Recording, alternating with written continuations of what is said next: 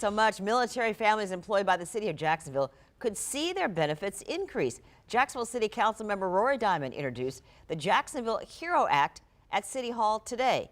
On your side, Zach Wilcox was there, and he has a look at what it could mean for active duty service members in our community. Folks here at Mayport know what it's like to be away from their families while they're deployed for months at a time. Rory Diamond's new bill doesn't promise to bring them home any sooner, but his plan is to make it easier for those families while they're away.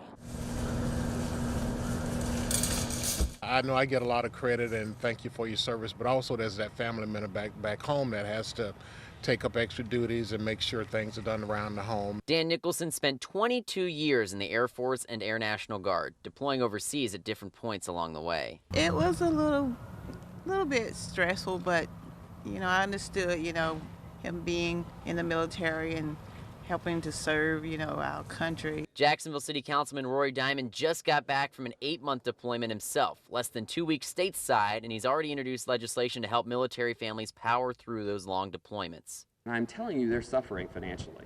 It is hard to be deployed. And as hard it is to be deployed, I think it's harder to be the spouse of somebody who's deployed. Diamond's Jacksonville Heroes Act focuses on 2 ways to help city employees who are also involved with the military. Number 1, it would triple the pay a city employee receives after their deployment, from 1 month to 3 months.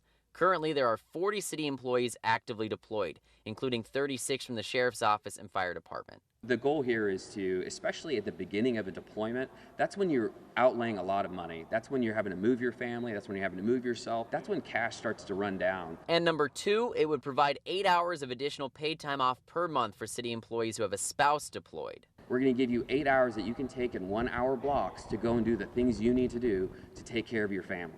Diamond says that the bill will not apply to elected officials like himself. Now, JEA agreed to match the pay as well as the flex time within the bill, so if this is approved, it will apply to JEA employees as well. And this bill still has to go through committee as well as get city council approval, so we're still talking about several weeks before this thing is said and done.